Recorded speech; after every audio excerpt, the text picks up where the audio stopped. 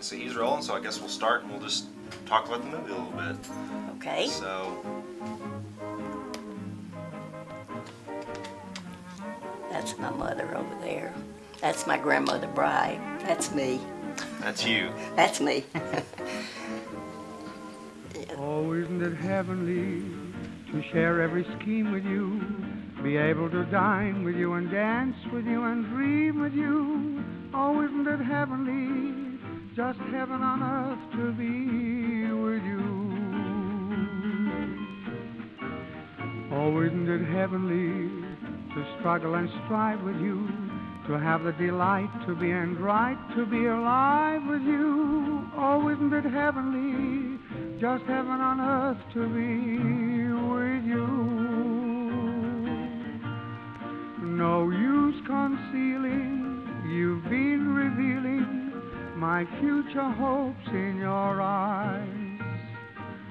It's you I'm needing, for I've been reading my horoscope in your eyes. Oh, isn't it heavenly to go hand in glove with you, to be so romantically and frantically in love with you?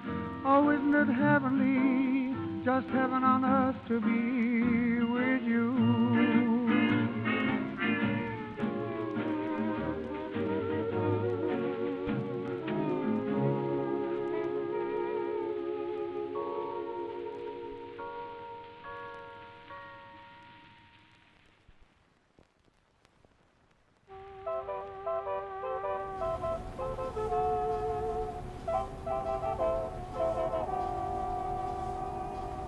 So tell me about Nacogdoches. What do you know about Nacogdoches, Brian? Oh, well, I don't know anything else. I've never lived more than a mile from where I was born. That's why I'm so limited. But no, Nacogdoches was just it was just all I ever knew. And all I've ever known, really, except going off to school. But, I've always come back. It was always real busy.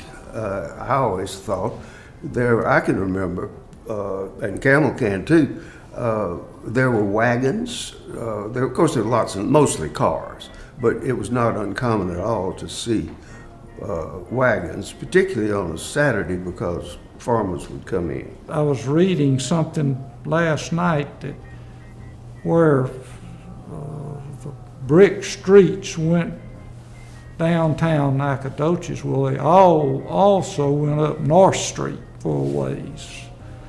The Booster Club acted as a city council, and they got up, saved enough motor oil to oil Mound Street, and that was the first paved street besides the brick streets in Nacogdoches.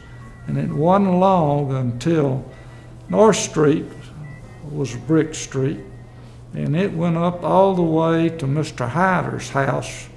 And on Sunday afternoons, we would all get in a car, and us young kids would get in a convertible if we could find a convertible. And the Nacogdoches outing on Sunday afternoon was ride up Mound Street and turned on Star and got to North, and then came back to town, and that was the circle in Nacogdoches. Well, the city limits was in East Austin on Regay Street, and Regay Street was a dirt road. When my grandparents built their house in 1938, they had to run water from the city limits and put water meters in the people's front yards. When you watch this silent movie over here, does it bring up any memories for you? Yes, it does. My grandmother and grandfather were in it.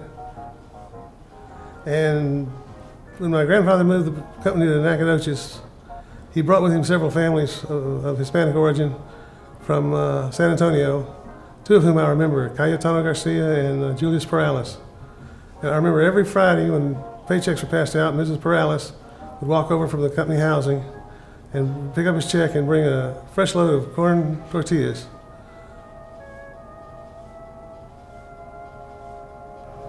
Well, Nacogdoches was a sort of a slow very wonderful place to live. I was at the time, it was in 1938, so I was 14 and had 2 more years of high school. We had only 11 grades at the time, and I am in the picture in my daddy's store. It was very interesting to see the film because I knew a lot of the people in the film. My mother and father were there, my 2 brothers, and my grandmother, Bright, who thought the store could not open unless that she was there at the store selling candy. And there's a young boy stacking bread in the store. Can you tell us about him? Well, I think that was my brother Charles, and he was the youngest of the 3 of us, and he was a wonderful young man. It was a wonderful town. It was just a great place to grow up. It was wonderful. You could ride horses, you could swim, there were just a lot of things to do, and it was a wonderful place. My mother was from Martinsville, and my daddy was from Huntington. My father was owner of Banita Laundry. He bought the laundry from French Murphy, who, I don't know if French started the laundry or if how that worked, but my father bought it from him. And so all my growing up years, everything that I wore, every sheet that we slept on, everything went to the laundry. Underwear, everything.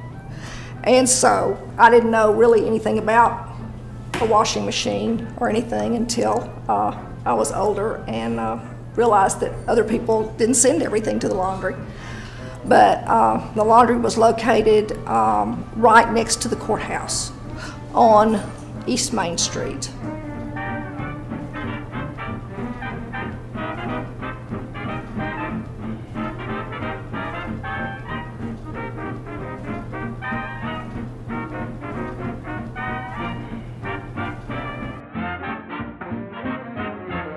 Well, actually, this picture was made, the entire picture was made at the time that my daddy moved from right next to the fire station in the old Ingram building to North Street.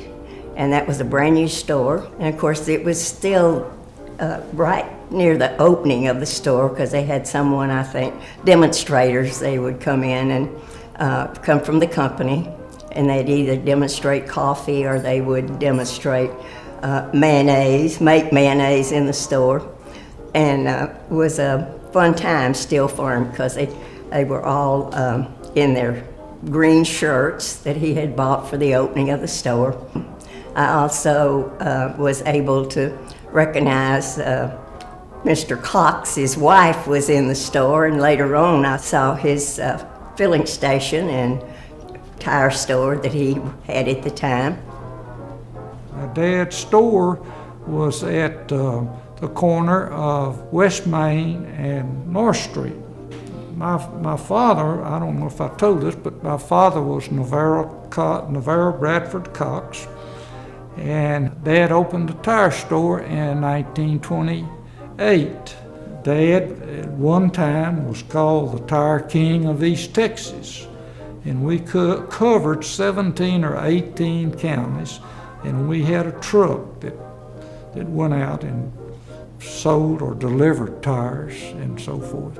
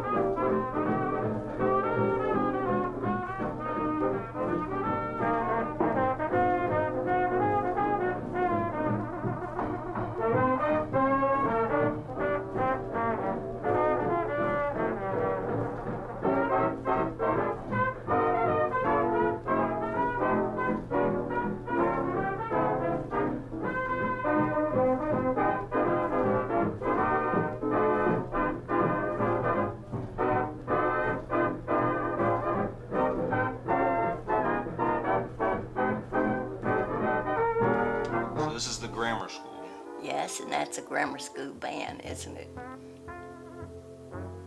And where was it located at?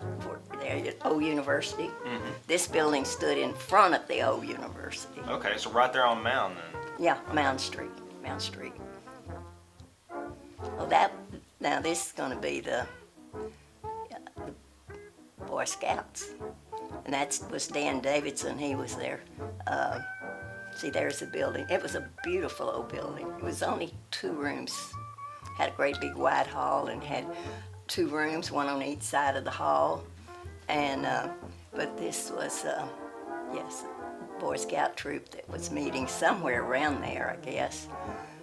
But Dan Davidson, that's a Tolliver boy.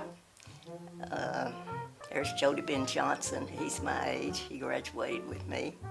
There's Dan, that's Percy Blunt. That's Albert Floyd, those were the older boys in the troop. That's the Tolliver boy gang. That's Albert.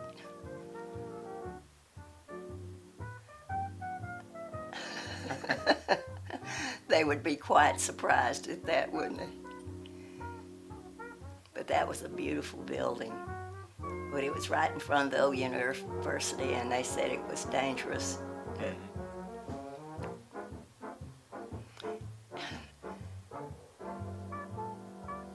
That's a PE class. Those were what we wore.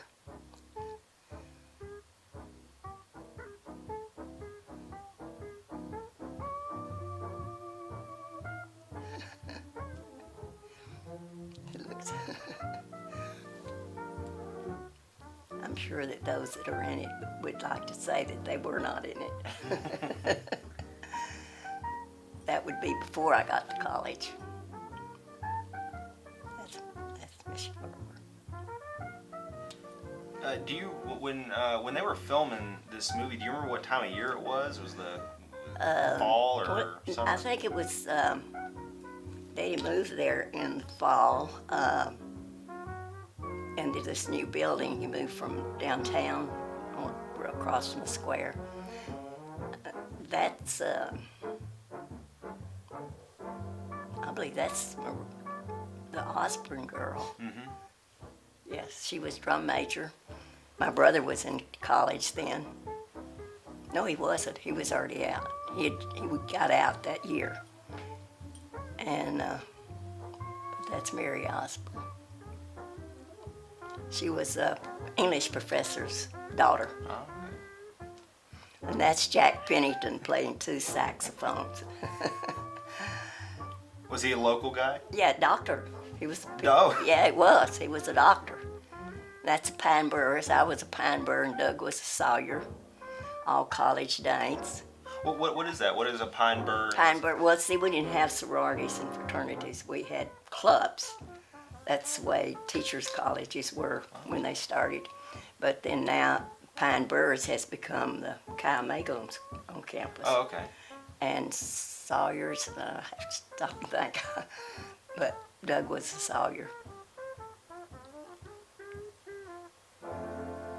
If Bobby were alive, he would have had fun telling you who these people are.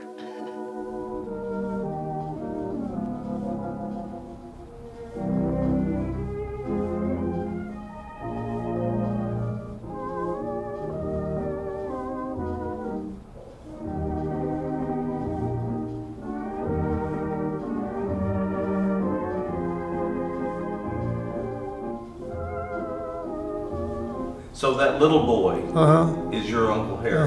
Can you tell us about him a little bit? I know very little about him. I know he was killed in an accident at the Angelina River Bridge when he was 15 years old. He was younger than my dad. My dad was at the UT at the time. And my grandmother never talked about Harry. Kind of broke her heart. Uh-huh. How did he get killed? Yeah, auto accident. Wow, 15. Yeah. Do you ever miss those days, or? I miss the people. Sure. Yeah. And life was simple. A lot more simple than it is now. Imagine. Yes. But, of course, I enjoy seeing it because that period of my life was important in the store and all the family. And it's a pleasure seeing it. It's meant a lot to a lot of people that have seen it. I mentioned Wendy McKewen, his daughter, said, well, I won't get to see my dad, but I'm gonna go. I said, I bet you do see him. And so he was at the Banita laundry taking out clothes, and she did not expect to see her dad the first night we saw it. But it's kind of exciting. Well, I wish somebody would do something about, nobody wants to, nobody seems interested, but there was a monkey that belonged to Annie and Teacher Garrett, and Annie and Teacher Garrett were a very prominent black couple. They were childless, and they didn't get Wimpy to begin with. Annie Garrett had a sister, who was Annie Garrett's sister, Campbell, that walked everywhere. She was a retired school teacher. Sheffield. Ella Mae Sheffield. Anyway, Ella Mae and Charlie, her husband, they didn't have any children either. Charlie worked for the railroad, and so they got a monkey, and it didn't work out. And so they gave the monkey to Annie and Teacher, and of course they kept him in the house. He wore little clothes. And when he died, they funeralized him at Old Sadler Funeral Home. They laid him out in a little coffin, put him in a little suit. And I was telling this story to a woman I'm on a board with the city. She said, you know, he had a girlfriend. I said, no, I never heard about Wimpy's girlfriend. Said, yes, she did. She lived in Lufkin. I said, and every Sunday afternoon, Annie and Teacher would dress Wimpy up in his best clothes and put a little bow tie on him, and they would carry Wimpy to Lufkin to visit the girlfriend. Wimpy loved to go. I don't know what went on, but what sort of visit it was, but Wimpy looked forward to it. And I said, well, I never heard that. And she said, oh, yes, he came to the funeral. They brought her to the funeral. He's buried on behind Annie and Teacher's house on, I still call it Taylor Avenue. They changed it to Pearl all the way, but it should be Taylor. And he had a little tombstone. I've seen it. Teacher told me one time that he stayed in the house, but they were kind of fancy, Annie and Teacher were. They had a doorbell. And Teacher said you'd have to, Annie and I'd have to be careful to get to the door when the doorbell rang, because Wimpy'd like to answer the door. And he had I think monkeys have an opposable thumb, don't they? They can turn a doorknob. Wimpy could open the door.